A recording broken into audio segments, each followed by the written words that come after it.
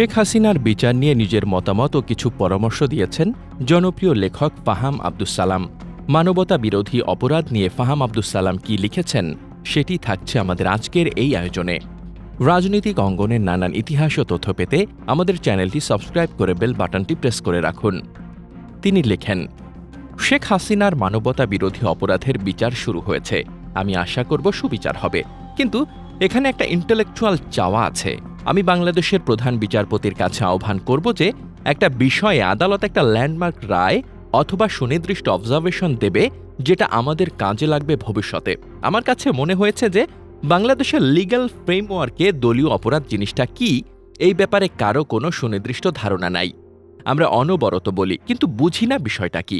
ধরেন যে আমি ছাত্রলীগের একজন কর্মী। আমি আগস্ট মাসে সুসংগঠিত হয়ে কোপাকুপিতে অংশ নিয়েছি। ইন্ডিভিজুয়াল হিসাবে আমার বিচার হওয়াটাই খুবই স্বাভাবিক বিষয়, আইনের ধারা সুস্পষ্ট।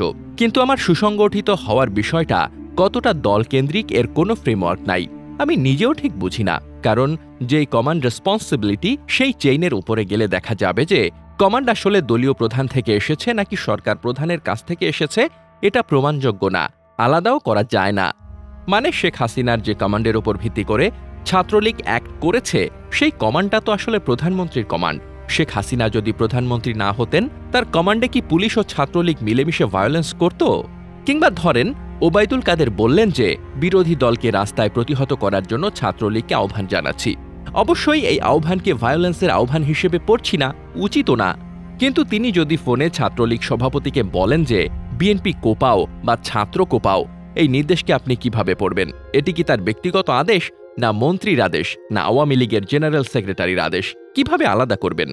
এখানে ওবায়দুল কাদের ও ছাত্রলীগ সভাপতির ইন্ডিভিজুয়াল দায়ভার সুস্পষ্ট ও বিচার করা খুবই সম্ভব, কিন্তু তাদের যে অপরাধের সক্ষমতা সেটা কিন্তু ইন্ডিভিজুয়ালি না, দলীয়।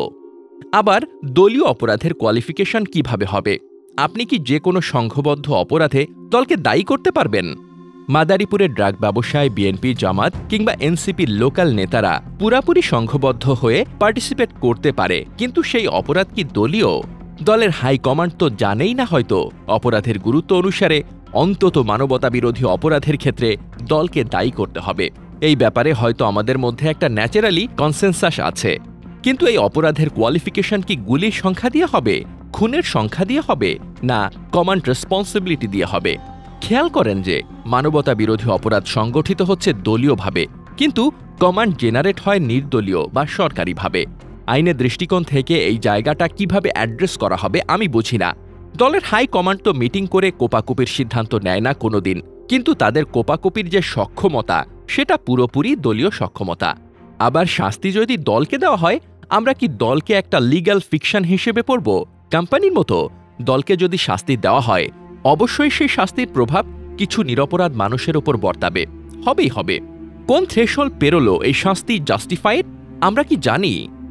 কমান্ড রেসপন্সিবিলিটি কিভাবে ডিফাইন্ড হবে এর কোনো ফ্রেমওয়ার্ক আমাদের দেশে জানা নেই, এবং এটা একটা সমস্যা, কারণ এই জায়গাটা অস্পষ্টতা থাকার কারণেই দলীয় বিচার করাটা খুব কঠিন মনে হয়, বিশেষ করে যেখানে মানবতা বিরোধী অপরাধ হয়েছে।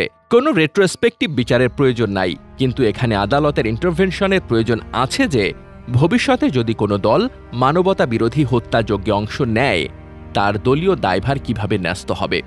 হাসিনার মানবতা বিরোধী অপরাধের যথোপযুক্ত শাস্তি যেমন প্রয়োজন, ঠিক তেমনি প্রয়োজন দলীয় অপরাধের একটা লিগ্যাল ফ্রেমওয়ার্ক প্রস্তাব করা। এই জায়গাটায় বাংলাদেশের আদালতের একটা যুগান্তকারী রায়ের প্রয়োজন আছে। প্রধান বিচারপতি এই জায়গাটায় যদি উদ্যোগী হন, দেশের উপকার হবে।